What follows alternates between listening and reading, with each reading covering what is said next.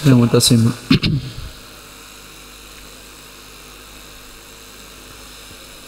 Assalamualaikum warahmatullahi wabarakatuh. Bismillahirrahmanirrahim. Alhamdulillahi rabbil alamin, wassalatu wassalamu ala asrafil anbiya'i wal mursalin Sayyidina Muhammadin wa ala alihi wa sahbihi ajma'in. Wa barik wa sallim ala Sayyidina Muhammadin salatan taghfiru biha ad-dunub wa tuslihu biha al-qulub wa tantaliku biha al-usub wa talinu biha as-su'ub wa ala alihi wa sahbihi wa man ilaihi mansub. Subhanaka la ilma lana illa ma 'allamtana innaka antal alimul hakim. Rabbi shrah sadri wa yassir amri wahlul 'uqdatam min lisani yafqahu qawli. Amin amin ya rabbal alamin. Alhamdulillah, nikmat dari Allah Subhanahu wa taala. Di malam yang mulia ini kita dikumpulkan oleh Allah taala dalam majlis yang penuh barakah.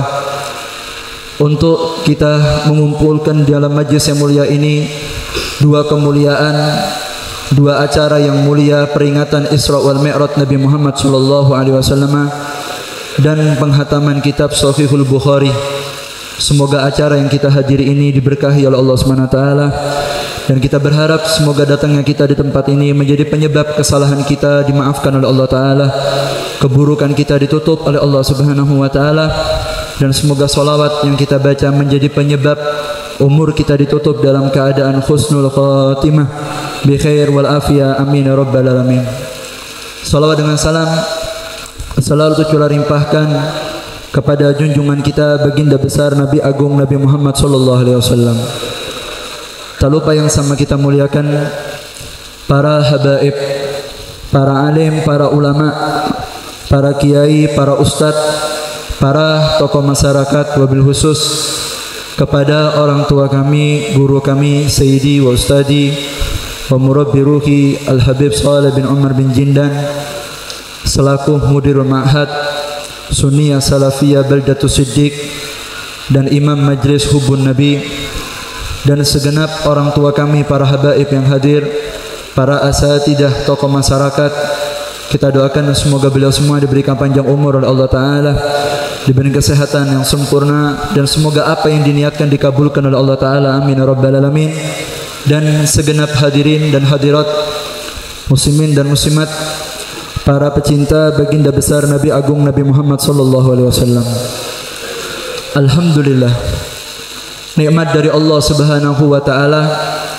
Di malam ini kita bisa hadir dalam acara yang mulia, acara untuk kita mengenang kejadian yang sangat istimewa yang dialami oleh baginda besar Nabi Muhammad sallallahu alaihi wasallam, yaitu beliau melakukan perjalanan yang istimewa, perjalanan Isra wal Mi'raj. Sehingga para ulama menjelaskan bahwa tidak ada malam yang lebih istimewa bagi Nabi Muhammad sallallahu alaihi wasallam melebihi malam Isra wal Mi'raj. Kenapa? Karena tidak ada kebahagiaan bagi seorang kekasih kecuali di saat dia bertemu dengan kekasihnya, dan tidak ada kebahagiaan bagi Nabi Muhammad sallallahu alaihi wasallam melebihi saat beliau bertemu dengan kekasihnya, yaitu Allah Subhanahu wa taala pada malam Isra wal Mi'raj. Allah taala mengatakan dalam kitab suci Al-Qur'an, subhanalladzi asra bi 'abdihi lailan minal masjidil harami ilal masjidil aqsa alladzi barakna haulahu linuriyahu min ayatina innahu huwas samiul basir. Allah Ta'ala memulai cerita daripada Isra wal Mi'raj ini dengan mengatakan subhana. Para ulama tafsir mengatakan subhana kalimatun lita'ajjubin. Kalimat subhana itu adalah kalimat yang menunjukkan sesuatu yang di luar kebiasaan. Dan Allah Ta'ala bercerita kejadian Isra wal Mi'raj dimulai dengan kalimat subhana. Artinya Allah Ta'ala akan menceritakan sesuatu yang di luar daripada kebiasaan. Apa yang di luar kebiasaan itu? Maha suci Allah yang memberangkatkan hambanya dari Masjidil Haram menuju Masjidil Aqsa linuriyahu min ayatina. Semata-mata tujuan Allah Ta'ala memberangkatkan Nabi Muhammad dari Masjidil Haram menuju Masjidil Aqsa yang diberkahi. Tujuannya supaya Allah tunjukkan kepada Rasulullah tentang kebesaran-kebesaran Allah Subhanahu wa taala. Innahu huwas samiul basir. Sesungguhnya Allah adalah zat yang maha melihat dan Allah adalah zat yang maha mendengar. Para ulama tafsir mengatakan, sebagian ulama menjelaskan yang dimaksud dengan innahu yaitu Nabi Muhammad sallallahu alaihi wasallam. Artinya pada malam itu Nabi Muhammad menyaksikan dengan izin Allah dan mendengarkan dengan izin Allah sesuatu yang tidak biasa dipandang dan sesuatu yang tidak biasa didengar. Malam itu didengar dan disaksikan langsung oleh baginda besar Nabi Muhammad sallallahu alaihi wasallam. Fa auha ila abdihi ma auha ma kadzabal fuadu ma ra'a. Allah mengatakan sungguh telah diwahyukan kepada kekasihnya yaitu Nabi Muhammad sallallahu alaihi wasallam. Maka kadzabal fuadu ma ra'a. Sungguh tidak berdusta apa yang dilihat oleh hati Nabi Muhammad sallallahu alaihi wasallam. Sehingga Nabi Muhammad ketika malam Isra wal Mi'raj, beliau menyaksikan alam demi alam, kejadian demi kejadian disaksikan secara langsung oleh baginda besar Nabi Muhammad sallallahu alaihi wasallam. Alam al-kubur yang kita hanya baca di Al-Qur'an, alam barzah yang kita hanya dengar ada di Al-Qur'an, alam surga yang kita hanya baca ada di Al-Qur'an, alam neraka yang kita hanya baca ada di Al-Qur'an, Sidratul Muntaha, Arsy dan segala keajaiban alam-alam yang akan kita alami setelah kita datang kematian, malam itu disaksikan secara langsung oleh baginda besar Nabi Muhammad sallallahu alaihi wasallam. Ternyata alam itu nyata. Ternyata alam yang akan kita alami itu benar. Dan malam Isra wal Mi'raj ditunjukkan terlebih dahulu oleh baginda besar Nabi Muhammad sallallahu alaihi wasallam. Maka itu di antara hikmah perjalanan Isra wal Mi'raj adalah kita meyakini bahwa alam-alam yang akan kita alami setelah alam dunia ini pasti akan kita alami, dan itu sudah disaksikan oleh Nabi Muhammad sallallahu alaihi wasallam. Sehingga hadirin jamaah pengajian rahimakumullah, maka dari itu kehidupan dunia yang kita jalani ini hanyalah kehidupan yang sebentar. Sebentar lagi kita akan mengalami alam demi alam, dan kita pasti akan merasakannya. Dalam riwayat baginda besar Nabi Muhammad sallallahu alaihi wasallam, mali walid dunya wal akhirah. Apalah aku dibanding dunia dan akhirat, kata Nabi Muhammad sallallahu alaihi wasallam. Illa kamasali raqibin fi yaumin saifin wa qala tahta sajaratin sa'atan summa raha. Kata Nabi Muhammad sallallahu alaihi wasallam, apalah dunia dibanding akhirat? Permisalanku dunia dengan akhirat itu seperti orang yang menaiki kendaraan ada di tengah padang pasir yang panas, di musim yang sangat panas, di hari yang panas. Wa qala tahta sajarah sa'atan.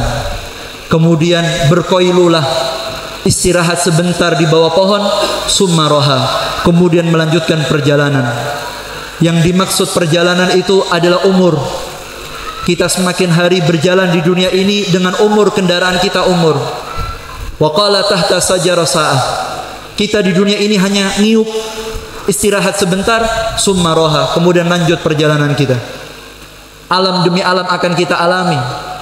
Maka itu Nabi Muhammad sallallahu alaihi wasallam dalam riwayat yang lain beliau mengatakan, apalah dunia dibanding akhirat? Islam illa misla ma yadau ahadukum isba'ahu fil yammi famandur bimada yarji.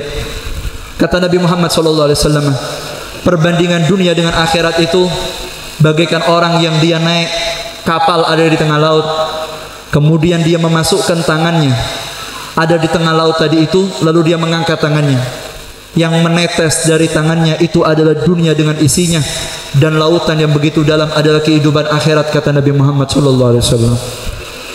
Maka dari itu orang yang dia tidak punya pikiran untuk mengingat akhiratnya, ini adalah orang yang tertipu, kata Nabi Muhammad sallallahu alaihi wasallam. Al-Imamul Haddad beliau mengatakan, wala tansa dzikral maqabiri wal kafan. Wahai kamu yang hidup di dunia, kata Imam Haddad, jangan pernah lupa hari-hari kamu lalui dengan kamu mengingat kubur yang akan kamu tinggali dan kain kafan yang akan kamu pakai, kata Imamul Haddad. Al-Imam Syekh Abu Bakar bin Salim beliau mengatakan, tayaggat ya magrur watruk khutamaha wa hiya darul fani la baqa'a li naimiha. Al-Imam Syekh Abu Bakar bin Salim beliau mengatakan, tayagat ya magrur, wahai orang yang tertipu dengan kehidupan dunia, sadarlah. Ayo kita sadar, kata Syekh Abu Bakar bin Salim, watruk hutamaha, maka tinggalkan segala serpihan dunia ini, warna-warna dunia kita tinggalkan. Kenapa? Wahya daru fani, karena dunia ini adalah tempat yang fana. La baqa'a li naimiha, tidak ada kenikmatan yang kekal ada di dunia ini, kata Imam Syekh Abu Bakar bin Salim. Lalu beliau mengatakan, wa talibuha fi nintiha in yasummaha, orang yang ambisi dengan duniawi, yang dia lupa dengan kuburnya, lupa dengan kain kafan yang akan dia pakai, lupa dengan hari perjumpaan dengan Tuhannya Allah Ta'ala. Hakikatnya dia telah menikmati bangkai yang busuk, dan dia telah menikmati aroma bangkai itu apabila mencium, kata Imam Syekh Abu Bakar bin Salim. Lalu beliau mengatakan, wafaqani Allahu galbi ala tarki kulliha, dan Allah Ta'ala memberikan taufik kepadaku, kata Imam Syekh Abu Bakar bin Salim, sehingga aku mampu meninggalkan segala kecintaan dunia, dan aku jadikan semua dunia yang Allah berikan kepadaku semata-mata untuk menaikkan derajat di hadapan Allah Ta'ala. Lalu beliau mengatakan, ad-dunya hiyamatiyya lil arifin, dunia bagi orang arifin, orang-orang yang dekat dengan Allah Ta'ala, itu hanya kendaraan untuk menaikkan derajatnya di hadapan Allah Subhanahu wa Ta'ala. Maka itu hadirin jamaah pengajian rahimakumullah, apabila kita hidup di dunia ini tidak punya pikiran ini, maka ini adalah pikiran yang tertipu. Ini adalah pikirannya orang-orang yang kafir, pikirannya orang-orang yang tidak punya iman kepada Allah Subhanahu wa Ta'ala. Allah Ta'ala mengatakan dalam kitab suci Al-Quran, Allah Ta'ala berfirman, fala yagurannaka taqallubul ladina kafaru fil bilad mata'un qalilun summa ma'wahu jahannam wa bi'sal mihad. Kata Allah Ta'ala, kamu jangan heran, hai orang Banyuwangi, jangan bingung dengan perkembangan orang kafir. Harta mereka yang meningkat, kecanggihan mereka yang meningkat, teknologi mereka yang meningkat, aset mereka yang meningkat, perkembangan daerah mereka yang meningkat pesat. Apa kata Allah Ta'ala? Mata'un qalil, sebanyak apapun yang mereka punya di dunia ini, selama masih dunia, namanya adalah mata'un qalil, hanya sedikit di hadapan Allah Ta'ala. Summa ma'wahu jahannam, kata Allah Ta'ala. Kemudian orang-orang yang hidup di dunia ini, yang dia tidak punya iman dengan Allah sehingga ambisi dengan akhiratnya, dia itu ujung-ujungnya akan kembali ke neraka Allah, kata Allah Ta'ala. Wa bi'sal mihad, dan sungguh tidak ada tempat kembali yang paling jelek kecuali nerakanya Allah Ta'ala. Maka yang Nabi Muhammad mengatakan, ada apa kita kepingin seperti kepinginnya orang yang ujung-ujungnya dia akan masuk neraka, tidak diizinkan ketemu dengan baginda besar Nabi Muhammad SAW. Tapi majlis ini dikatakan oleh para salaf kita, tazku jami'ul uqul. Majlis seperti malam ini di pondok guru kita Habib Soleh ini adalah majlis yang mencuci akal kita, mensucikan pikiran kita selama ini, sehingga ketika akal tadi itu menjadi suci, nasluk ala sidik fi subir rijalil fuhul, maka kita akan sadar apa yang mau kita cari di dunia ini, ikhwan. Apa yang mau kita cari? Uang yang akan kita tinggal, rumah yang mewah, lalu kita akan dipindah di kubur, aset yang banyak yang kita demi Allah di kubur tidak bisa menikmati, jabatan yang tinggi tapi tidak menguntungkan di akhirat. Ketika orang itu hadir majlis seperti ini, mengenang Isra Mi'raj, alam yang dilihat Rasulullah akan kita alami, maka akalnya akan menjadi bersih, lalu dia pulang dari majlis akan menempuh jalan hidup yang baru, mengikuti jalannya para aulia, orang-orang yang dekat dengan Allah Subhanahu wa Ta'ala. Jalannya bagaimana? Dikatakan sublut tuqah wal hidayah la sabilal fudul, jalan ketakwaan, jalan untuk meraih hidayah dari Allah Ta'ala, bukan jalannya orang yang fudul. Nabi Muhammad mengatakan, wa iyyaka wa fudul fa inna hisabahu jatul. Hati-hati dengan perasaan fudul, hati-hati ingin tahu perkara yang tidak perlu kita ketahui, hati-hati dengan ambisi yang tidak perlu kita ambisikan. Kenapa? Fa inna hisabahu yatul, karena akan memperpanjang hisab kita ketika bertemu dengan Allah Ta'ala. Tetapi para salaf kita, ulama kita, mereka punya akal yang bersih, jiwa mereka bersih, sehingga mereka menghabiskan umurnya bukan untuk mencari kedudukan di dunia ini, tapi untuk mencari kedekatan dengan baginda besar Nabi Muhammad SAW. Dahulu di zaman Nabi Muhammad SAW. Rasulullah pernah mengutus para sahabat untuk melakukan rihlatud dakwah. Ketika Nabi Muhammad SAW mengutus para sahabat, ada beberapa sahabat yang datang dari negeri yang tidak punya iman kepada Allah. Maka sahabat tadi datang ke Madinah Munawwarah bertemu dengan Nabi Muhammad SAW. Ketika bertemu dengan Rasulullah SAW, maka Nabi Muhammad mengatakan, min aina antum? Kalian datang dari mana? Kamu yang habis berpergian dakwah, kamu baru datang dari negeri yang mana? Maka para sahabat mengatakan, nahnu min qaumin himmatuhum fil laddati furujihim wa butunihim. Ya Rasulullah, kami baru pulang dari satu negeri yang mana penduduknya tujuan hidupnya hanya kemaluannya supaya puas dan perutnya kenyang. Kami baru pulang ya Rasulullah dari negeri yang penduduknya hanya nafsunya yang enak dan perutnya yang kenyang. Tidak ada pikiran akhirat sama sekali wahai Rasulullah. Maka Nabi Muhammad mengatakan kepada para sahabat, atajabuna min amrihim? Apa kamu heran dengan apa yang mereka lakukan? Qala na'am ya Rasulullah. Jelas kami heran. Kok bisa ada orang hidup di dunia ini yang dicari hanya kepuasan nafsunya, kepuasan perutnya, ambisi dunianya, padahal semuanya akan ditinggal ya Rasulullah. Maka Nabi Muhammad mengatakan, ala ukhbirukum bima huwa a'jab min dalik? Mau saya kasih tahu yang lebih heran dari itu? Maka para sahabat mengatakan, bala ya Rasulullah. Tentu kami kepingin tahu ya Rasulullah, apa yang lebih mengherankan dari itu? Maka Nabi Muhammad SAW beliau mengatakan, qaumun arafal haqiqa summa amila mislahum. Yang lebih mengherankan kata Nabi Muhammad SAW, orang yang dia mengetahui hakikat ini, orang yang sadar kalau dia akan masuk dalam kuburnya, abahnya, uminya, keluarganya sudah pindah ke dalam kuburnya, dia berziarah setiap Jumatnya mungkin, dia tahu hakikat ini, summa amila mislahum, tapi tingkah laku mereka seperti orang yang tidak punya iman kepada Allah Ta'ala.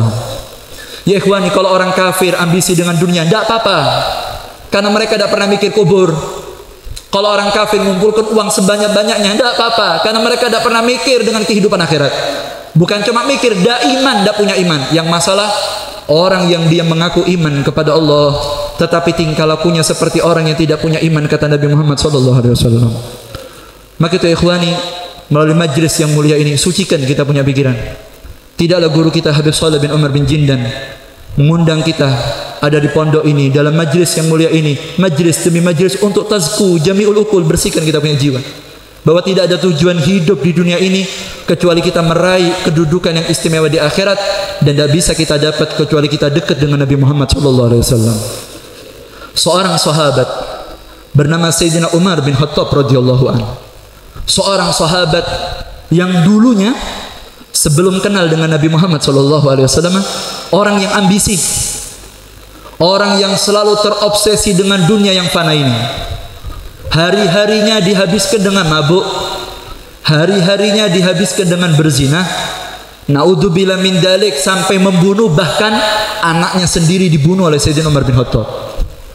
Dipikir dunia hanya itu saja, tapi ketika bertemu dengan Nabi Muhammad SAW, melihat wajah Rasulullah, mencium aroma wangi Nabi Muhammad SAW, duduk di hadapan Rasulullah SAW, berubah, kebiasaannya berubah, target hidupnya berubah. Maka kafir Quraisy ketika itu, para teman-teman Sayyidina Umar mengatakan, mahada ya Umar, apa ini Umar? Perubahan apa ini Umar? Mana Umar yang dulu? Mana Umar yang mabuk? Mana Umar yang suka zina? Mana Umar yang ambisi dengan dunia? Mana? Kami rindu dengan Umar yang dulu. Kemana akal kamu Umar? Kenapa kamu berubah setelah ikut Muhammad? Maka Sayyidina Umar bin Khattab beliau mengatakan, lana ukul kal jibal walakin adallaha bariha. Dulu kita kafir Quraisy punya akal bagaikan gunung. Kita kaum yang pintar, dagang pasti hasil, bisnis pasti dapat, tetapi adallaha bariha, tapi akal yang tinggi tadi itu belum mendapatkan hidayah dari penciptanya, itu Allah Subhanahu wa taala. Sehingga akal yang cerdas hanya dicari, digunakan pikiran tadi itu untuk mengumpulkan hal-hal yang dia yakini akan ditinggal. Tapi setelah saya ketemu Nabi Muhammad, akal saya berubah. Ternyata saya tahu tujuan hidup adalah mendekat kepada manusia ini, yaitu baginda besar Nabi Muhammad sallallahu alaihi wasallam. Maka itu ikhwani, jangan sampai kita tertipu. Kata Imam Syekh Abu Bakar Misalim, tayaggat ya maghrur. Bangun, waktunya kita bangun sekarang ini. Umur semakin habis, semakin dekat kita dengan liang kubur kita. Maka sepatutnya di majlis ini kita mensucikan kita punya pikiran, lalu kita pulang menempuh jalan-jalan orang yang soleh, orang-orang yang meraih kedekatan dengan baginda besar Nabi Muhammad sallallahu alaihi wasallam. Sampai Imamul Haddad bila mengatakan warga fi alamil arwah ya safa innaha haqiqah. Imam Abdullah Al-Haddad bila mengatakan, kalau begitu wahai saudaraku, di dunia ini jadikan ruh kamu naik, batin kamu semakin bersih, jiwa kamu semakin tinggi. Kenapa? Fa innaha haqiqah. Karena hakikat sebenarnya, kata beliau, adalah orang di dunia ini bukan hanya untuk mengenyangkan perut, bukan untuk mengumpulkan uang, enggak, tapi kita melatih batin, mensucikan ruh. Kita naik dari tahap demi tahap. Dari Islam kita naik ke iman, dari iman kita naik kepada ihsan, dan dari ihsan kita sampai pada balagh ila rutbati tauhid. Dan itu tujuan hidup, kata Imam Haddad. Orang yang tidak punya keinginan ini, maka dia tertutup hatinya, dan dialah orang yang akan ditolak dari pintu Nabi Muhammad SAW. Tahukah antum, di antara orang yang punya pikiran bersih ini, yaitu orang yang kita kenang malam ini, yaitu Imam Bukhari, Abu Abdullah Muhammad bin Ismail Al-Bukhari. Imam Bukhari ini adalah orang yang suci pikirannya, bersih jiwanya, sehat ruhnya, sehingga beliau tahu tujuan hidup di dunia ini bukan untuk uang. Tetapi Imam Bukhari menyadari tujuan hidup adalah mendekat kepada baginda besar Nabi Muhammad SAW. Beliau tinggalkan dunia. Imam Bukhari ini bukan orang kaya, Pak. Beliau bukan orang yang banyak uangnya, enggak. Orang sederhana. Sahabat karib beliau waktu itu berlomba-lomba mengumpulkan harta, Imam Bukhari tidak ikut. Abahnya, umiknya bukan orang kaya, bahkan bukan keturunannya orang alim, tidak. Bahkan embahnya Imam Bukhari ini masih nyembah api, majusi. Tapi lihat bagaimana pemuda yang soleh, yang bersih hatinya, yang tahu tujuan hidupnya yang pendek ini, lalu menghabiskan umurnya bertekad untuk mencari kedekatan dengan Allah melalui Nabi Muhammad SAW. Sehingga beliau menghabiskan umurnya untuk mencari perhatian Rasulullah dengan beliau melakukan rehlah, perjalanan mengumpulkan hadis Nabi Muhammad SAW. Al-Imam Syafi'i, beliau mengatakan dalam beberapa nasihatnya, apa kata Imam Syafi'i? Ma fil mugami lidi aklin wal adabi min rahatin wada'il autana wagtaribi. Sungguh tidaklah bagi orang yang punya akal sehat dan orang yang memiliki adab yang tinggi, dia menganggap bahwa ketenangan itu saat dia ada di rumahnya, ketenangan itu saat dia diem ada di daerahnya. Tidak, wada'il autan wagtaribi, tinggalkan daerah kamu, kata Imam Syafi'i, pergi kamu yang jauh, jadilah orang asing di negara lain. Kenapa? Safir tajid iwadan amma tufarikuhu. Pergi kamu, kata Imam Syafi'i, kamu akan mendapat ganti dari apa yang kau korbankan dari perjalananmu. Wansab fa inna ladidal aisi fin nasabi. Buat capek badan kamu di dunia ini, capekkan badannya kamu. Kenapa? Fa inna ladidal aisi fin nasabi. Karena kenikmatan hidup akan kita rasakan saat kita meninggal dunia. Setelah capek kita di dunia ini, tidak ada istirahat kecuali nanti saat kita bertemu Nabi Muhammad dalam kubur kita. Lalu beliau mengatakan, fa inni ra'aitu wuqufal ma'i yufsiduhu. Aku melihat air yang hanya diem, tidak mengalir. Diemnya itu yang merusak air tadi. Insaha taba. Tapi kalau air itu mengalir, maka airnya akan menjadi jernih. Wa illam yajri lam yatibi. Tapi kalau air cuma diem tok, tidak jalan, maka airnya akan tidak jernih. Lalu beliau mengatakan, wal usbu laula firaqul ardi maftarasat. Seekor singa kalau hanya diem di tempatnya tok, dia tidak meninggalkan daerahnya, maka tentu dia tidak akan mendapatkan buruannya. Wasahmu laulal firaqul qasi lam yusibi. Dan anak panah kalau tidak pernah meninggalkan busurnya, tidak akan pernah tepat sasaran, kata Imam Syafi'i. Maka Imam Bukhari yang merupakan murid daripada Sayyidina Ahmad bin Hanbal. Ahmad bin Hanbal merupakan murid daripada Sayyidina Imam Syafi'i radhiyallahu anhu, maka mengambil nasihat dari kakek gurunya. Beliau melakukan perjalanan. Guru kami Sayyidi Ustaz Taufik bin Abdul Qadir As-Segaf, beliau bercerita bahwa Imam Bukhari ini 16 tahun, bukan 5 tahun, 16 tahun. Bahkan kita baca dalam sebagian kalam sholihin, ada yang mengatakan sampai 17 dan 18 tahun. Pergi Imam Bukhari, ninggalkan keluarganya, ninggalkan kesibukannya. Yang dicari apa ikhwani? La cari uang, wala cari jabatan. Yang dicari hadisnya Nabi Muhammad SAW. Masuk daerah demi daerah, bukan dapat uang, malah mengeluarkan uang. Capek, kesel, bertahun-tahun, bahkan puluhan tahun untuk mengumpulkan hadisnya Nabi Muhammad SAW.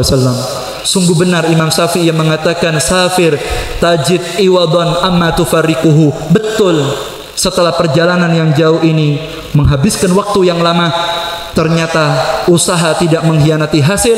Imam Bukhari berhasil menciptakan kitab yang sangat istimewa, yaitu yang kita kenal dengan kitab Sahih Bukhari, yang para ulama sepakat afdalul kutub ba'da kitabillah, sebaik-baiknya kitab setelah kitab Allah Subhanahu wa taala, yaitu kitab Sahih Bukhari yang dikumpulkan oleh orang yang bersih akalnya, yang mencari kedekatan dengan baginda besar Nabi Muhammad SAW. Seandainya Imam Bukhari ini orang yang ambisi sama dunia, pikirannya uang, tidak mungkin beliau akan pergi dari daerahnya untuk mengumpulkan ini semuanya. Tapi tidak, hasya wa kallah, beliau tidak mau itu semua, tapi beliau mengumpulkan hadisnya Nabi Muhammad SAW. Sampai beliau mendapatkan perhatian daripada baginda besar Nabi Muhammad SAW. Tetapi sebagai akhir, tetapi sebaik apapun orang di dunia ini, walaupun sekelas Imam Bukhari sekalipun, yang telah menghabiskan umurnya untuk mengumpulkan hadis Nabi Muhammad SAW, sampai beliau berhasil mencetak kitab, mengarang kitab afdalul kutub ba'da kitabillah, tapi tetap tidak lolos dari mulutnya orang yang tidak bertanggung jawab. Fitnah terjadi kepada Imam Bukhari. Beliau lahir ada di Bukhara dan beliau meninggal ada di daerah Uzbekistan. Beliau meninggal ada di daerah Samarkand, daerah yang sangat jauh. Tadi Al-Fakir coba browsing, ternyata jarak antara Bukhara dan jarak tempat meninggalnya Imam Bukhari itu kurang lebih sekitar 260 kilo, hampir 300 kilo. Jarak yang jauh. Beliau tinggal di daerahnya, difitnah, bahkan diusir sama penduduknya, sampai beliau meninggal di daerah yang sangat jauh. Artinya orang soleh sekelas Imam Bukhari pun tidak lolos dari mulutnya orang, ikhwan. Maka dari itu tidak usah hiraukan omongannya orang, karena manusia itu ngomong seenak hatinya. Maka orang yang sibuk memikirkan omongannya orang, maka dia tidak akan bisa mendapatkan derajat yang tinggi di hadapan Allah Subhanahu wa taala. Al-Imam Syafi'i radhiyallahu anhu, beliau didatangi kepada satu muridnya, datang kepada Imam Syafi'i lalu mengatakan, "Ya Imam, wahai Imam, sungguh aku telah mendengar kamu dibicarakan oleh fulan, oleh fulan, oleh fulan." Apa kata Imam Syafi'i radhiyallahu an? Beliau membaca sebuah syair mengatakan, laqad qila annallaha du waladin wa anna khairur rusli qad kahana ma salimallahu min bariyatihi wa la nabiyul huda fa kaifa ana. Beliau mengatakan, laqad qila annallaha du walad, Allah yang maha suci difitnah punya anak. Wa anna khairur rusli qad kahana, Nabi Muhammad sebaik-baiknya nabi difitnah jadi dukun. Masalimallahu min bariyatihi, Allah tidak selamat dari makhluknya sendiri. Wala nabiyyu huda, Nabi Muhammad tidak lolos dari mulutnya orang. Fa kaifa ana, apalagi saya Syafi'i, bukan Allah, bukan Nabi Muhammad SAW. Yang Allah saja dibicarakan, Nabi Muhammad saja dirasani, apalagi saya Syafi'i, kata beliau. Maka dari itu Imam Bukhari ini, ya, Imam Bukhari ini ketika beliau diusir dari daerahnya, sampai beliau ada di daerah yang sangat jauh, sampai beliau meninggal ada di sana. Itu ketika murid-muridnya tanya kepada Imam Bukhari radhiyallahu anhu, beliau mengatakan, wahai Imam, kenapa kamu tidak jawab orang-orang yang kurang ajar kepada kamu, Imam? Kenapa tidak kamu balas? Kenapa tidak kamu lawan mereka atau kasih dalil-dalil orang-orang yang menentang, yang memfitnah kamu, wahai Imam? Apa kata Imam Bukhari radhiyallahu an? Aku teringat hadis Nabi Muhammad sallallahu alaihi wasallam. Rasulullah mengatakan, sartalqauna ba'di atharatan wa umuran tunkirunaha fasbiru. Kata Imam Bukhari, aku teringat hadis Nabi Muhammad sallallahu alaihi wasallam. nanti setelah wafatku kamu akan bertemu dengan berbagai macam kejadian. Wa umuran tungkirunaha, dan kamu akan mendapati banyak kejadian-kejadian yang kamu akan ingkari. Kamu akan melihat kejadian-kejadian aneh, omongan-omongan tidak enak. Apa kata Rasulullah? Fasbiru. Kalau kamu dalam kondisi itu yang sabar, hatta yalgoni alal haud, wa fi riwayatin hatta wa mau'idukumul haud. Kata Rasulullah, sampai kamu bertemu denganku ada di telaga Haud, kata Nabi Muhammad SAW. Maka Imam Bukhari lebih milih diem, tidak balas omongannya orang-orang, karena fokusnya beliau bukan ngeladeni omongannya orang-orang, tapi fokusnya beliau di umur yang pendek ini mencari kedekatan dengan baginda besar Nabi Muhammad SAW. Allahumma salli ala Muhammad.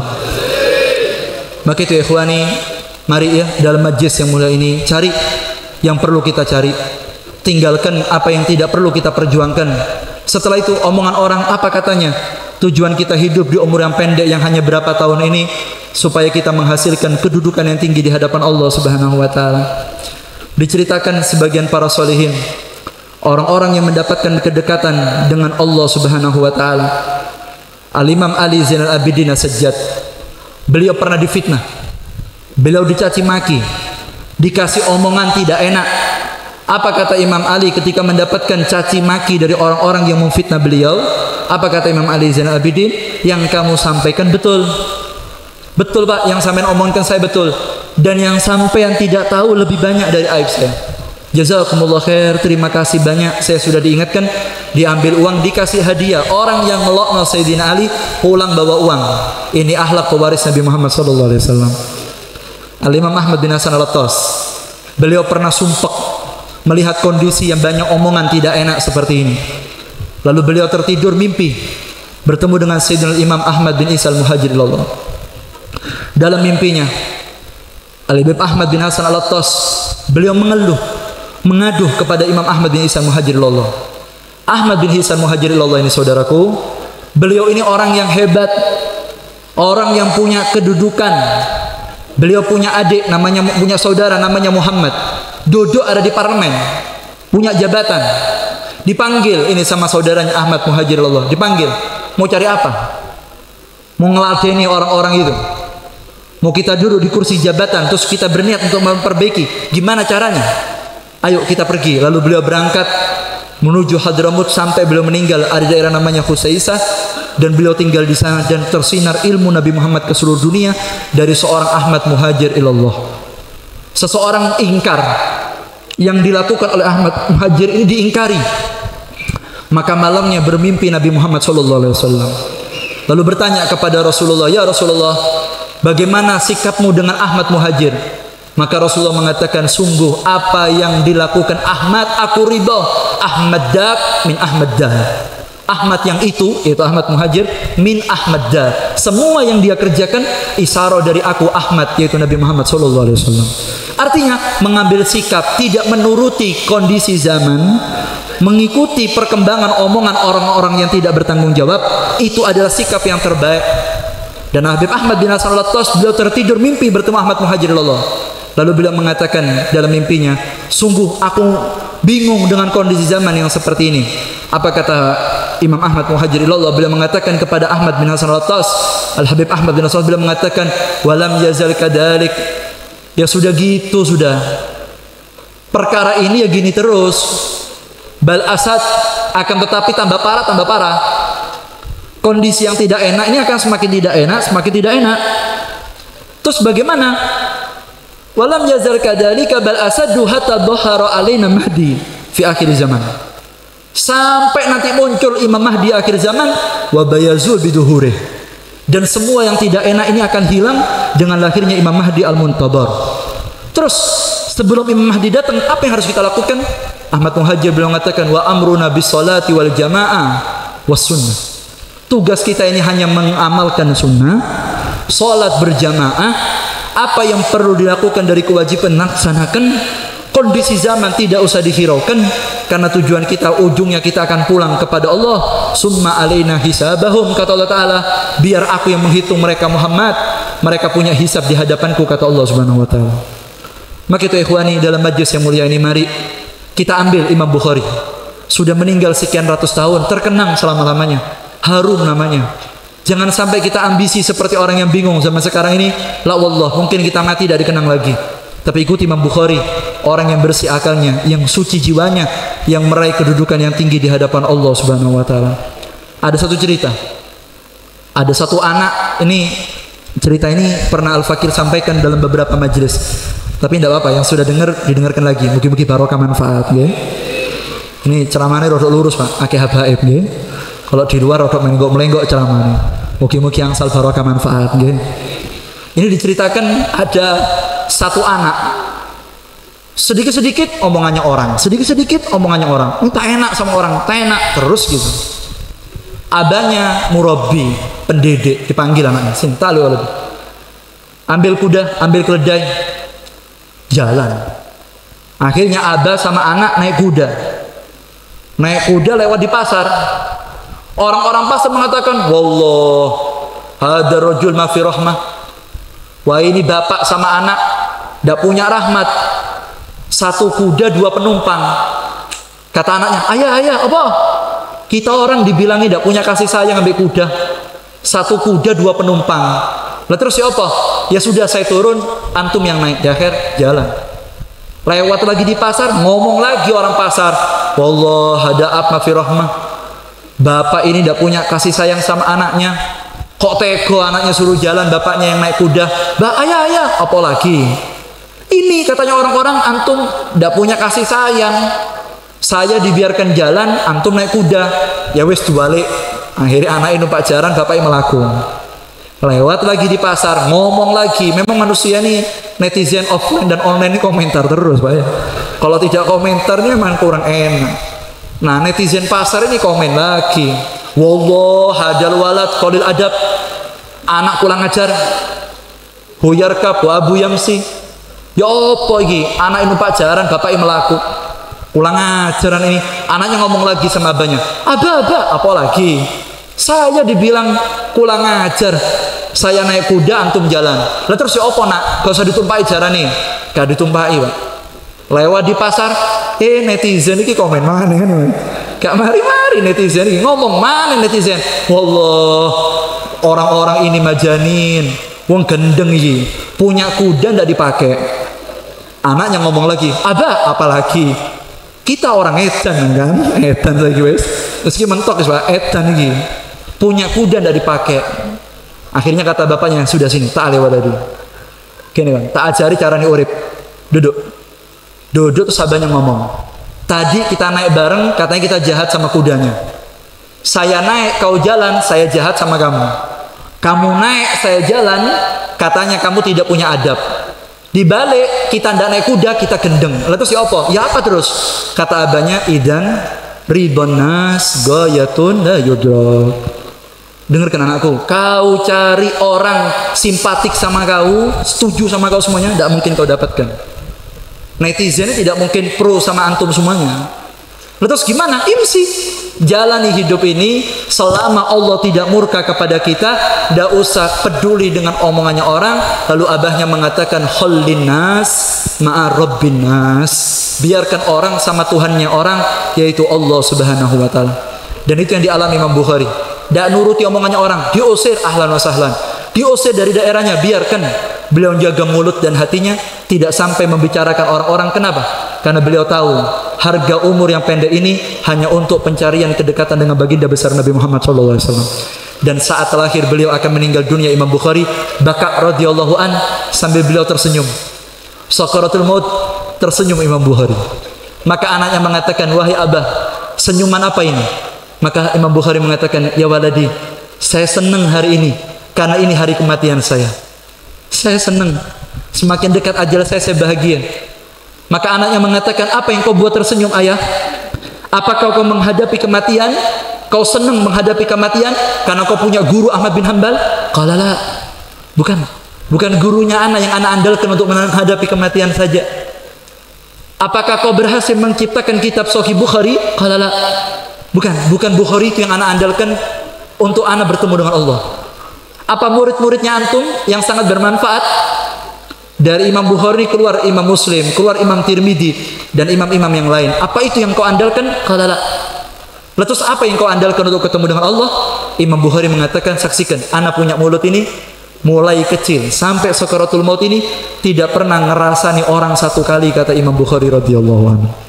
Dengan mulut yang seperti ini, dengan lidah yang tidak menggibah, tidak menggibah gurunya, tidak menggibah ustadznya, tidak menggibah ulama, tidak menggibah habaib, tidak menggibah para ulama usholihin, tidak menggibah saudara kandungnya, tidak menggibah misanannya, tidak menggibah temannya, tidak menggibah ahlu daerahnya. Dengan mulut ini aku bangga ketemu Allah, karena saya punya mulut tidak pernah membicarakan aibnya orang, kata Imam Bukhari.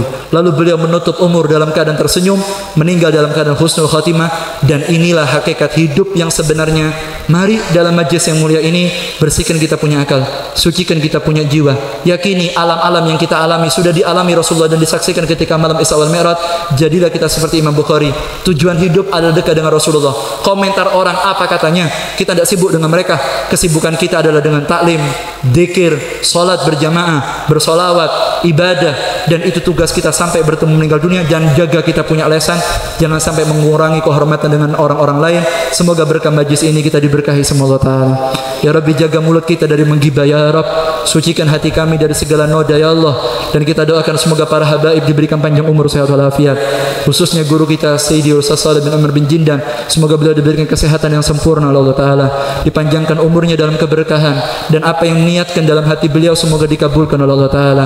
Dan apa yang beliau dapatkan dari guru-guru beliau, Al-Habib Salim bin Said bin Umar Satiri bin Abdullah bin Umar Satiri, wal Habib Salim wal Habib Hasan bin Abdullah bin Umar Satiri, wal Habib Abdullah bin Sihabuddin, dan para ulama lainnya, semoga apa yang beliau dapatkan tertular kepada kita di majlis yang mulia ini. Dan kita mohon kepada Allah Subhanahu wa Ta'ala, semoga apa yang kita lakukan di malam ini bisa membahagiakan Imam Bukhari, bisa membahagiakan hati Sayyidina Muhammad sallallahu alaihi wasallam. Dan semoga datangnya kita di pondok ini menghadiri khatam Bukhari dan Isra Mi'raj semoga menjadi saksi kita cinta dengan Imam Bukhari.